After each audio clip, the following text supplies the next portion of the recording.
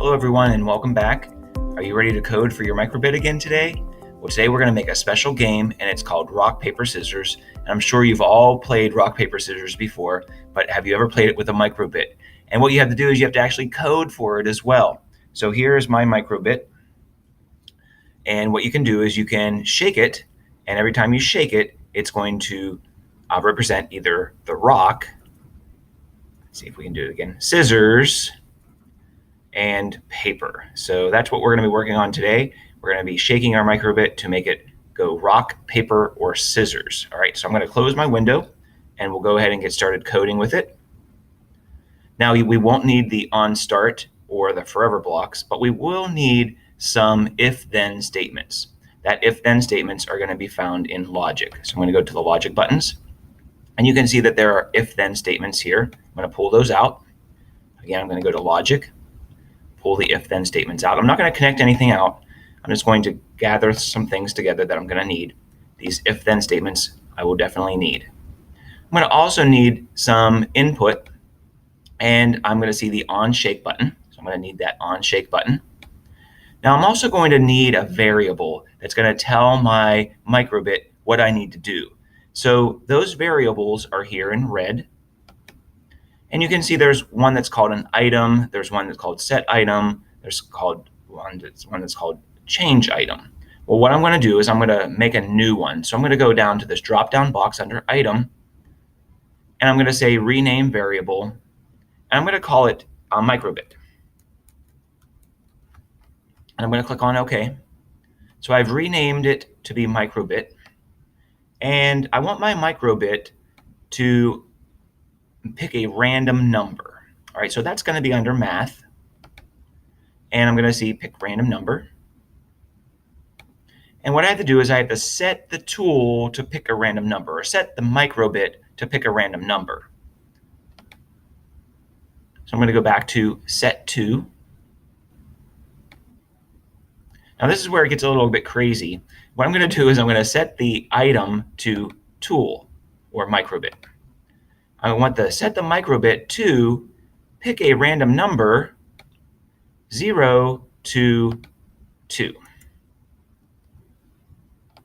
So on shake, I'm going to set the MicroBit to pick a random number 1 to 2. Now I know that doesn't make sense right now because we're going to be trying to shake our MicroBit to get a rock, paper, or scissors, but I'm going to show you how that's going to work. I'm going to first use one of my if-then statements. Now, if the MicroBit tool, okay, is going to be equal to 0, it's going to do something. If the MicroBit comes back as a result of 1, it's going to do something different. And if that MicroBit comes up with a number 2, it's going to do something different altogether. So that's where those if-then statements are going to be appearing. I'm going to put those in. So what I need to do is I need a logic button, and I need an equal to. So if the MicroBit is going to be equal to 0, it's going to do something. So I'm going to replace that with this inside here. So if the MicroBit equals 0, it's going to do something. What's it going to do? Well, it's going to be paper. So I'm going to show paper with an outline of the LEDs. So I'm just going to go around each one of these, and it's going to be representing paper. So then I want another whole coding block that says MicroBit equal 1 to do something else. So again, I'm going to go off to my variable. I'm going to pull a MicroBit, and I also need to go to logic for an equal statement. Put the MicroBit inside is 0. If the MicroBit equals 1, I'm going to pull that off and put it inside my other if-then statement.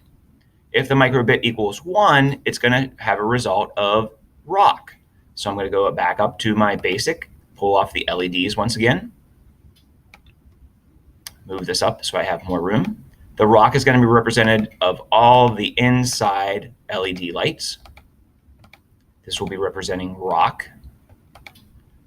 And then one more time, I need another MicroBit equals 2, and that result's going to be scissors. So I'm going to go back up to variables. MicroBit, I need another logic button, which is going to be equals. If the MicroBit equals 2. I'm going to drag that block inside my if-then statement. If it's going to be 2, then I'm going to go to basic once again, and I'm going to show the LEDs. And I'm going to make scissors. Now watch how you make scissors. This block, these blocks down here, those are going to be the handles. And I'm just going to go diagonal for one blade of the scissors, and then the other way for the other blade of the scissors. So that's going to be representing the scissors. So I can pull off this MicroBit. I'm not going to need this one. And let's go ahead and rename it.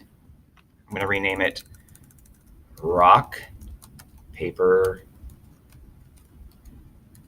Scissors. Whoops.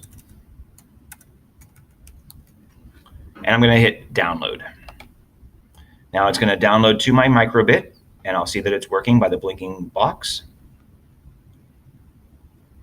It's going to say that it's done.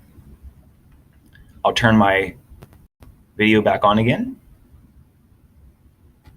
Here we go. We'll get rid of these so you can see me again. Here's my MicroBit, and hopefully I'll shake it. There is the rock, paper, paper, paper, scissors.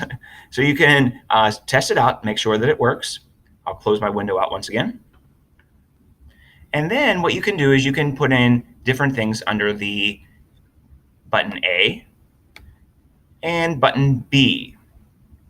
Now I saw some of you do this last week with the music, and that's okay as well. You can try it out. So maybe on button A, it's going to be a ta-dum or a win. And you can put in maybe a smiley face. So I'm going to go to show my icons, and it's going to be a smiley face. Well, maybe button B is going to be a loss.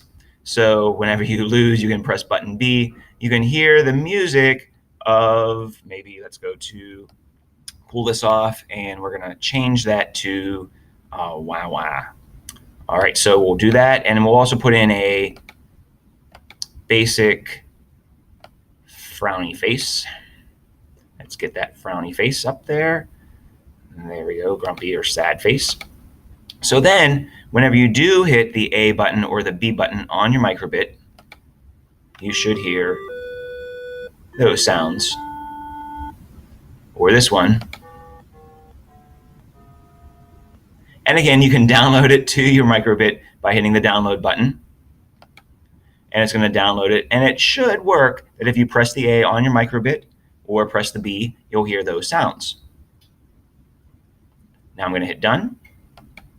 Now I'm going to take an image of my screen here, and I'm going to show it to you at the very end. So if you ever, if you get messed up, you can always go back and change, look at the colors here. Change that. And then what's really nice about the MicroBit is we worked with these blocks, but you can also go to the JavaScript, and you can actually see the code that you've written. So this is actually the JavaScript or the code that is written whenever you pull those blocks over. This is what you did. Congratulations. All right, and like I said last week, I'll be around to help you out. And again, I'll show you this at the very end of my video so you can know the colors on where to get the code blocks. All right, thanks for watching.